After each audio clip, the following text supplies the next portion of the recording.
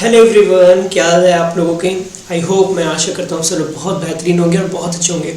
तो हम लोग अपनी लेखपाल भर्ती 2022 का एक नया आगाज स्टार्ट करने जा रहे हैं और इस वीडियो में हम लोग ग्राम समाज और विकास से रिलेटेड 25 क्वेश्चनों को सॉल्यूशन करेंगे। और ये जो 25 क्वेश्चंस हैं वो वही क्वेश्चंस हैं जो बार बार एग्ज़ाम में पूछे जाते हैं। ठीक है, तो ये बार बार एग्जाम में पूछे जाते हैं, इसलिए इनको लेकर आया गया है। क्योंकि ये बहुत ज़्यादा इंपॉर्टेंट हो जाता है, क्योंकि आपके 100 क्वेश्चन में से, क्योंकि इस बार 100 क्वेश्चंस कराएंगे, 100 क्वेश्चन में से जो 25 क्वेश्चंस हैं वो ग्राम समाज और विकास से ही रिलेटेड है। वीडियो आपको बहुत अच्छी लगेगी, गारंटी मेरी है। और इसमें जो 25 क्वेश्चन हम करेंगे वो आपके एग्जाम के पॉइंट ऑफ व्यू से बहुत इंपॉर्टेंट होंगे। तो आप लोग वीडियो को पूरा देखिए, लास्ट तक वीडियो को देखिए, और लास्ट में आप लोगों के लिए एक बेहतरीन क्वेश्चन है, उसका आंसर आप मुझे कमेंट बॉक्स में दीजिएगा। तो बात करते हैं अपने फर्स्ट क्वेश्चन पे। तो पहला क्वेश्चन आपके सामने है, कह रहा है महाजनी प्रथा, कौन सी प्रथा? महाजनी प्रथा का सर्वप्रथम उल्लेख निम्नलिखित में से किस प्राचीन ग्रंथ में हुआ है? पहला उपनिषद, दूसरा महाभारत, तीसरा शतपथ ब्राह्मण और चौथा रामायण। जल्दी से आंसर बताओ क्या होगा। बिल्कुल, तो इसका ऑप्शन है शतपथ ब्राह्मण में इसका उल्लेख किया गया है, न ही उपनिषद, महाभारत और रामायण में नहीं। किसमें? शतपथ ब्राह्मण में इसका उल्लेख हुआ है, मतलब ऑप्शन नंबर सी क्या है, बिल्कुल करेक्ट है। नेक्स्ट क्वेश्चन की बात करते हैं। क्वेश्चन नंबर 2 क्या कह रहे हैं? ललित किसकी एक उत्तम किस्म है? किसकी एक उत्तम किस्म है? तो ललित जो है आपकी वो अमरूद की एक उत्तम किस्म है। और अमरूद कहाँ का फेमस है? तो इलाहाबाद का। कहाँ का? इलाहाबाद, संगम नगरी। अब इसका नाम हो गया है प्रयागराज। ओके, तो ये बात भी याद रखिएगा। हाँ, अगर आम के उत्तम किस्म की बात करें तो इसका है हिमपात। हिमपात जो आपको कहां पे मिलेगा? पश्चिम बंगाल में। पश्चिम बंगाल, ये भारत में हो गया। और इसी से जो सटा हुआ एक और देश है बांग्लादेश। बांग्लादेश में भी ये आपको मिल जाएगा।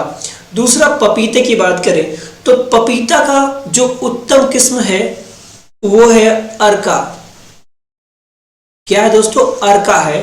और अर्का प्रभात इसको पूरा बोलते हैं, अर्का प्रभात। और इसकी बात करें तो इसका जो वृक्ष होता है वो मुश्किल से हाइट में, इसका जो वृक्ष होता है दोस्तों, उसकी जो हाइट की बात करें वो मुश्किल से आपका 60 से 70 सेंटीमीटर का ही होता है। कितना? केवल 60 से 70 सेंटीमीटर का होता है। और इसी में इसके ढेर सारे वृक्ष लग जाते हैं। अब आपके लिए काम है कि संतरे का जो उत्तम किस्म है वो आप लोग मुझे कमेंट करके बताओ। चलो अगला क्वेश्चन, क्वेश्चन नंबर 3, कि कृषि कार्य में लगे ट्रैक्टर की आवाज किस स्तर से अधिक नहीं होनी चाहिए? मोस्ट इंपॉर्टेंट क्वेश्चन है, टिक कर लो, एग्जाम में टपकेगा ही टपकेगा। कृषि कार्य में लगे ट्रैक्टर की आवाज किस स्तर से अधिक नहीं होनी चाहिए?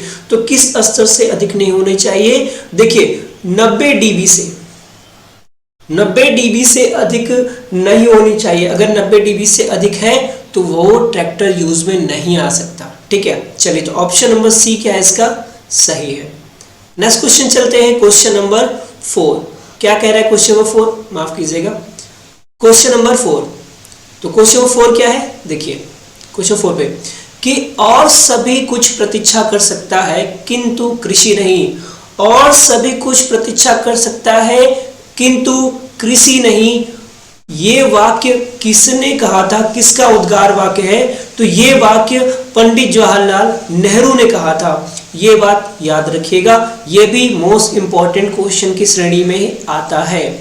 नेक्स्ट क्वेश्चन की बात करते हैं, क्वेश्चन नंबर 5। भारत में रजत क्रांति यानी सिल्वर रेवोल्यूशन किससे संबंधित है? तो भारत में जो रजत क्रांति है वो किससे संबंधित है? चांदी का उत्खनन से, अंडा और चिकन के उत्पादन से, कपास के उत्पादन से, या स्वच्छ पेयजल का बोतलीकरण से, मतलब पानी जो बोतल में भर दिया जाता है उसके करण से। तो इसका ऑप्शन नंबर बी सही होगा, अंडा और चिकन के उत्पादन से।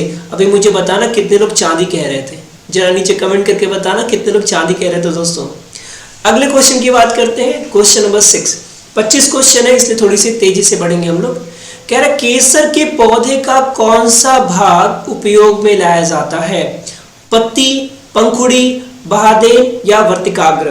तो ये बहुत इंपॉर्टेंट क्वेश्चन है और ये कई बार आपसे एग्जाम में पूछा गया है और ये आफ्टर ऑल लेखपाल में नहीं अधिकतर एग्जाम में भी इससे क्वेश्चंस आते हैं। तो कौन सा है? वर्तिकाग्र। अब ये वर्तिकाग्र दिखता कैसे है आप इस फिगर में देख सकते हैं। तो आप ये जो देख रहे हैं ना, ये रेड रेड कलर से ये जो है, ये रेड कलर वाले ये आपको दिख रहे हैं जो रेड कलर वाले, इन्हीं का हम यूज करते हैं और इन्हीं से केसर बनते हैं। आपको बता दें 100 ग्राम अगर केसर बन रहा है तो उसके लिए तकरीबन आपको 75,000 फूल चाहिए होते हैं। 75,000 फूल से केवल 100 ग्राम आपके केसर बनाए जाते हैं। तो बस यही रीजन है ये मार्केट में इतना महंगा बिकता है। तो कौन सा पोर्शन है? वर्तिकाग्र। यही पोर्शन को क्या बोला जाता है? इसी को हम लोग वर्तिकाग्र कहते हैं। ठीक है, चलिए क्वेश्चन नंबर 7 क्या कह रहा है कि सेंट्रीफ्यूगल पंप का पानी निकालने के लिए कब प्रयोग किया जाता है? मतलब सेंट्रीफ्यूगल पंप जो होते हैं उनका कब उपयोग किया जाता है पानी निकालने के लिए? जब पानी का स्रोत, ये स्रोत है, और निकास दोनों ज्यादा हो, जब पानी का निकास ज्यादा और स्रोत का मंद हो, जब पानी का निकास मंद और स्रोत ज्यादा हो, और जब पानी का स्रोत और निकास दोनों मंद हो। तो याद रखिएगा जब भी हम टुल्लू का, जिसको हम जनरली भाषा में टुल्लू या समरसेबुल या फिर जेट भी कहते हैं कभी कभी, उसका प्रयोग कब करेंगे? देखिए जब पानी का स्रोत और निकास दोनों मंद हो तभी हम करेंगे। ठीक है, तो ऑप्शन नंबर डी बिल्कुल सही होगा। नेक्स्ट क्वेश्चन चलते हैं, क्वेश्चन नंबर 8 पे क्या कह रहा है? धान में भूसी का प्रतिशत अनुमानित कितना होता है? जो धान होती है उसमें भूसी का प्रतिशत कितना होता है? A20, B15, C35, D10।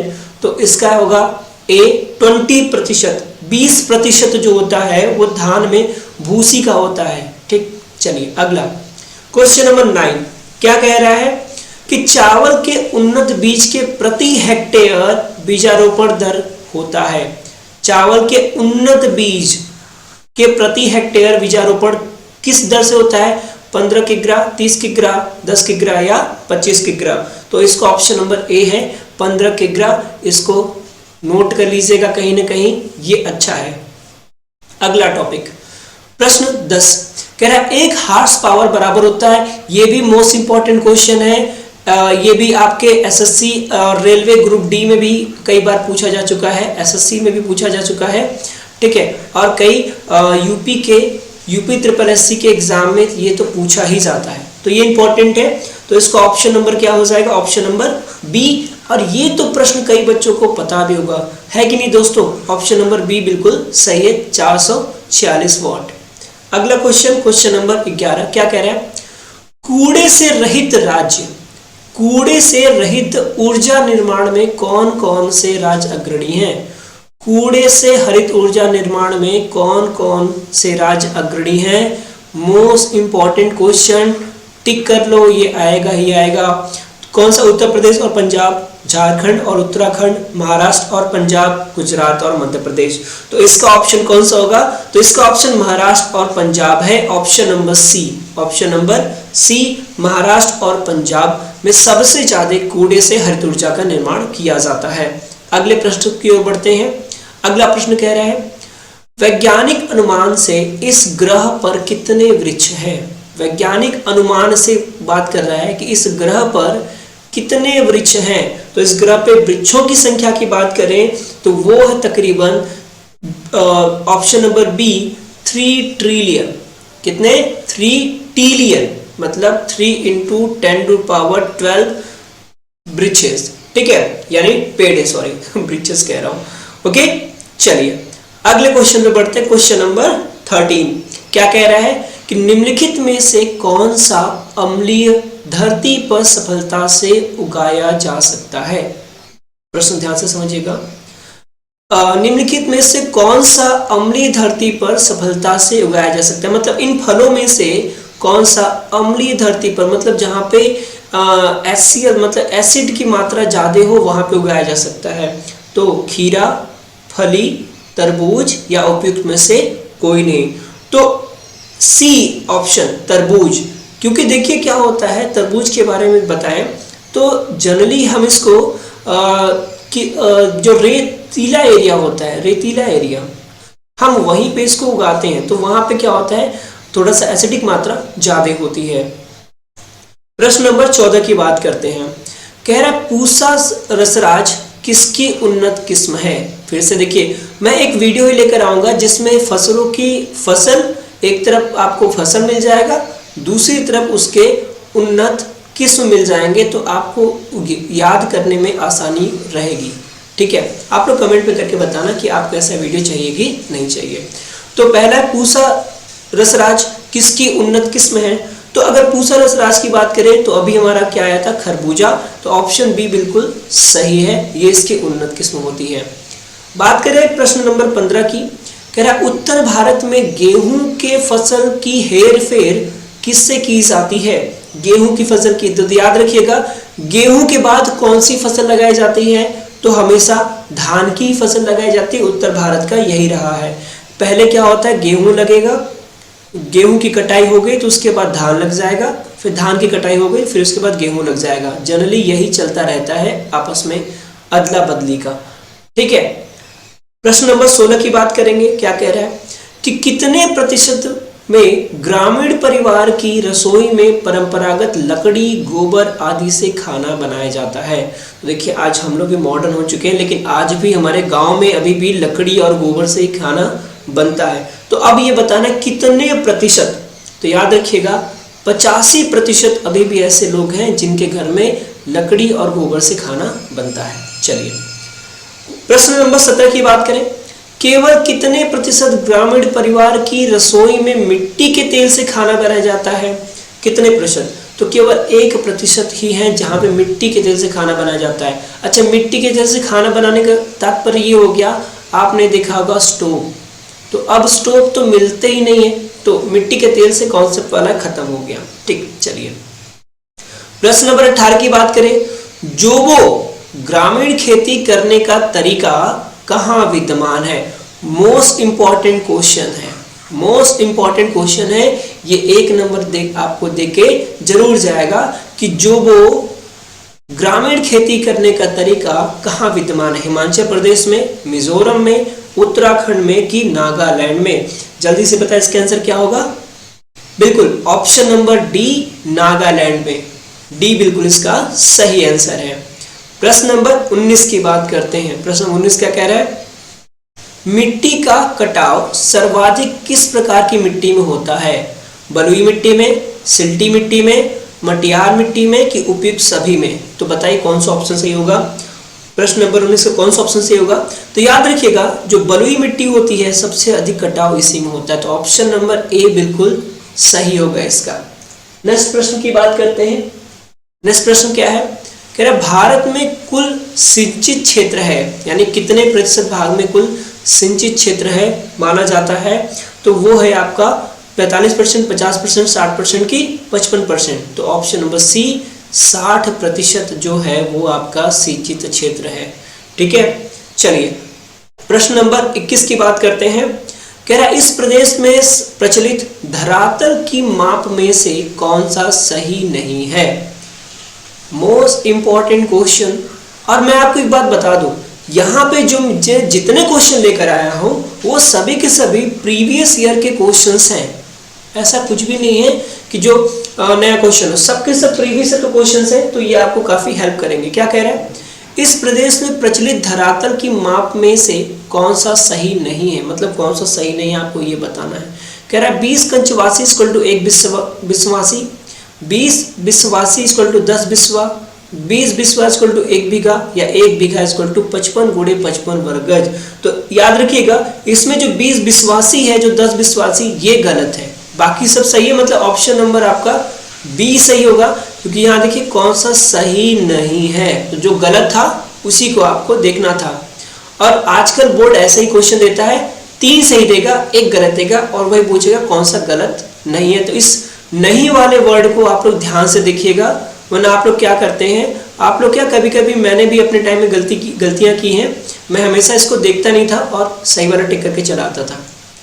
चलिए प्रश्न नंबर 22 की बात करें, क्या कह रहा है, किसान चैनल का प्रधानमंत्री द्वारा कब उद्घाटन किया गया? अभी चालू नहीं हुआ है, 26 मई 2015 को, 1 मई 2015 को कि 15 अगस्त 2015 को। तो बताइए इसका ऑप्शन क्या होगा, बिल्कुल आंसर क्या होगा? तो इसका आंसर है बी, 26 मई 2015 को प्रधानमंत्री ने इसका उद्घाटन किया था। ठीक है, अच्छा किस प्रधानमंत्री ने किया था? तो नरेंद्र दामोदर दास मोदी ने किया था, क्योंकि 2014 के बाद से ही कौन है प्रधानमंत्री? नरेंद्र दामोदर दास मोदी जी हैं। ठीक है, चलिए अगले प्रश्न की बात करते हैं। प्रश्न नंबर 23 क्या कह रहा है, सिंचाई में जल प्रयोग की कुशल मितव्ययिता के अनुसार कौन सी प्रणाली श्रेयस्कर है? जल प्रयोग याद रखिएगा, सेव वाटर सेव लाइफ ये चल रहा है, तो नॉर्मल सी बात है वही कुशल मितव्ययिता होगी जिसमें हम पानी का कम प्रयोग करें। तो स्प्रिंकलर प्रणाली, फेरो प्रणाली, ड्रिप प्रणाली, चेक बेसिन प्रणाली। इसका आंसर आप बताओ मुझे यकीन है आप इसका आंसर सही बताओगे। बिल्कुल आप लोगों का आंसर भी मैं जानता हूं क्या है, ऑप्शन नंबर सी होगा, डी प्रणाली। ठीक है, ड्रिप प्रणाली ये सबसे ज्यादा कारगर होती है। इसमें क्या होता है, पानी डीप डीप बूंद बूंद करके निकलता है, जिसकी वजह से क्या होता है, पानी बहुत बचता है। अगले क्वेश्चन की बात करते हैं, प्रश्न नंबर 24 क्या कह रहा है, वार्षिक क्रम और वर्षांतर फसल उगाने की व्यवस्था को क्या कहते हैं? बहुत ही इंपॉर्टेंट प्रश्न है। क्या कह रहा है, वार्षिक क्रम और वर्षांतर फसल उगाने की व्यवस्था को क्या कहते हैं? फसल रोपण प्रभाव, फसल रोपण अनुक्रम, फसल रोपण सूचकांक की फसल रोपण विधि। तो इसका ऑप्शन नंबर बी होगा। ऑप्शन नंबर बी क्या है, फसल रोपण अनुक्रम। ठीक है, चलिए तो आज के आखिरी प्रश्न को हम देखते हैं। क्या है प्रश्न, कह रहा निम्नलिखित में से कौन से दो जुताई के प्राथमिक उपकरण हैं? पहला मोल्ड बोर्ड हल और disc harrow, option B disc हल और disc harrow, option C disc harrow और कल्टीवेटर, और ऑप्शन डी मोल्ड बोल्ट हल और मृदा खुलाद या सब साइडलर। ओके, तो ये आपका 25वां क्वेश्चन है। इसका उत्तर आप मुझे कमेंट बॉक्स में दीजिएगा कि इसका आंसर क्या है। ठीक है, और कल का जो क्लास होगा उसमें हम इसके आंसर को देखेंगे, उसके बाद आगे बढ़ेंगे। आई होप दोस्तों ये वीडियो आपको अच्छी लगी होगी एंड थैंक्स फॉर वॉचिंग। आप लोगों ने वीडियो देखा, अगर वीडियो अच्छी लगी तो प्लीज़ चैनल को सब्सक्राइब जरूर कर लीजिएगा और दोस्तों के साथ शेयर जरूर कीजिएगा, क्योंकि यहाँ अभी जो चल रहा है, अभी इस सिनारियो में हम केवल और केवल ये क्वेश्चन देख रहे हैं, लेकिन जल्द ही हम गणित के भी और रीजनिंग के भी और जीके के भी क्वेश्चंस लेकर आने वाले हैं आप लोगों के सामने। ठीक है, उसके बाद फिर एक कंप्लीट पूरा लेखपाल का जो सीरीज होगा, ठीक है, वो पूरा हम लोग डिस्कस करेंगे। ओके, पूरे लेखपाल की सीरीज को ही हम लोग क्या करेंगे, डिस्कस करेंगे। तो आई होप इस वीडियो समझ में आई होगी आप लोगों को, तो वीडियो लाइक और दोस्तों के साथ शेयर जरूर कर दीजिएगा। मिलते हैं नेक्स्ट वीडियो में, तब तक के लिए जय हिंद दोस्तों।